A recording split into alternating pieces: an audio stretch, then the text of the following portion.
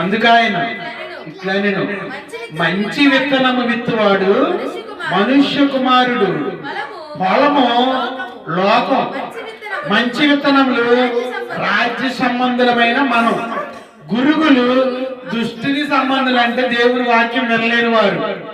వాటిని విత్తిన శత్రువు అపవాది. కోత యుగ సమాప్తి. ఆ కోత కోయి వారు దేవదూతలు వచ్చి కోస్తారంట. ఎవరిని? నిన్ను నన్ను. మీకు అర్థమైంది? అందుకే నేను చాలా సందర్భాల్లో చాలా ప్రసంగాల్లో చెప్పాను, మనం చనిపోయిన వెంటనే మనకు దేవదూతలు కనబడతాయి. మనం చనిపోయిన మరుక్షణం మనకు దేవదూతలు కనబడతాయి.